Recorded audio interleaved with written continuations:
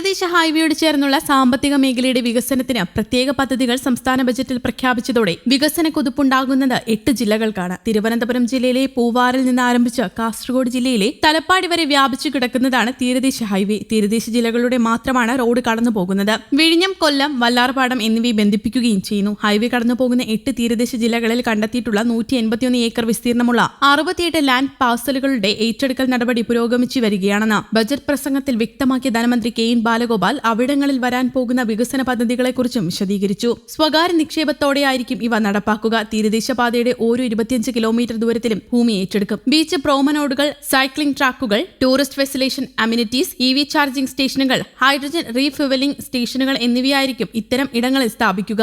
LDF സർക്കാരിന്റെ അഭിമാന പദ്ധതികളിലൊന്നായ തീരദേശ ഹൈവേ 2019 മാർച്ചിലാണ് നിർമ്മാണം ആരംഭിച്ചത്. 6500 കോടി രൂപയാണ് നിർമ്മാണ ചെലവായി കണക്കാക്കുന്നത്. തീരമേഖലയുടെ തൊഴിലും ജീവിത നിലവാരവും ഉയർത്തുക, മത്സ്യബന്ധന വിപണനം ശക്തമാക്കുക, ഉപഭോക്താക്കൾക്ക് സുഗമമായി ഹാർബറുകളിലേക്ക് എത്താൻ അവസരമൊരുക്കുക, ബീച്ച് ടൂറിസ്റ്റ് കേന്ദ്രങ്ങൾ വികസിപ്പിക്കുക തുടങ്ങിയവയാണ് തീരദേശ ഹൈവേയുടെ പ്രധാന ലക്ഷ്യങ്ങൾ. അതേസമയം വിഴിഞ്ഞം തുറമുഖത്തിനായി വമ്പൻ പ്രഖ്യാപനങ്ങളാണ് ബജറ്റിലുണ്ടായിരുന്നത്. വിഴിഞ്ഞം തുറമുഖത്തിനെ പ്രധാന ട്രാൻസ്ഷിപ്മെന്റ് തുറമുഖമാക്കുമെന്നാണ് പ്രഖ്യാപനങ്ങളിൽ പ്രധാനം. സിംഗപ്പൂർ, ദുബായ് മാതൃകയിൽ കയറ്റുമതി ഇറക്കുമതി തുറമുഖമാക്കി വിഴിഞ്ഞത്തെ മാറ്റും. ഇതിന്റെ ഭാഗമായി വിഴിഞ്ഞം, കൊല്ലം, പുനലൂർ വികസന വളർച്ചാ ത്രികോണ പദ്ധതി നടപ്പാക്കും. NH66, പുതിയ ഗ്രീൻഫീൽഡ് NH744, MC റോഡ്, മലയോര തീരദേശ ഹൈവേ, റെയിൽ പാതകൾ വികസിക്കുന്നതിന് ഈ പദ്ധതി കാരണമാകും. വിഴിഞ്ഞം പദ്ധതി 2028 പൂർത്തിയാക്കും. തെക്കൻ കേരളത്തിന് പുതിയ കപ്പൽ നിർമ്മാണശാലയും ബജറ്റിൽ അവതരിപ്പിച്ചിട്ടുണ്ട്. ഇതുകൂടാതെ തലസ്ഥാന ജില്ലയുടെ വികസന കുതിപ്പിന് കരുത്തേകാൻ സംസ്ഥാനത്തെ 2ാമത്തെ മെട്രോ റെയിൽ തിരുവനന്തപുരത്ത് നിർമ്മിക്കാനുള്ള നടപടികൾ ഈ വർഷം തന്നെ തുടങ്ങുമെന്ന് ധനമന്ത്രി അറിയിച്ചു. കോഴിക്കോട് മെട്രോയും യാഥാർത്ഥ്യമാകുമെന്ന് പറഞ്ഞ ധനമന്ത്രി കൊച്ചി മെട്രോയുടെ വികസനം തുടരുമെന്ന് ബജറ്റ് പ്രസംഗത്തിൽ വ്യക്തമാക്കി. വിഴിഞ്ഞം അനുബന്ധ പ്രവർത്തനങ്ങൾക്ക് മുൻഗണനയെന്നും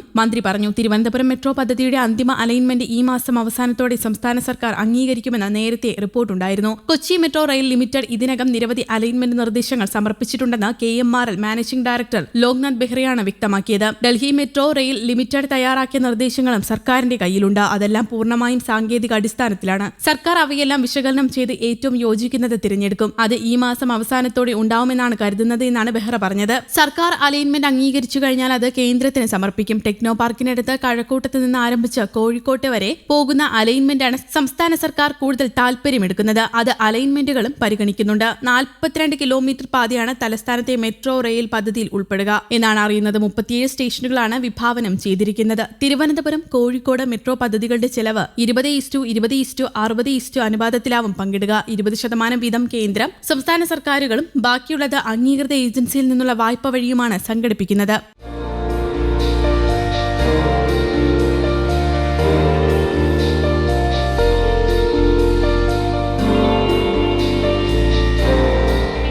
ന്യൂസ് ഡെസ്ക്, കേരള കൗമുദി.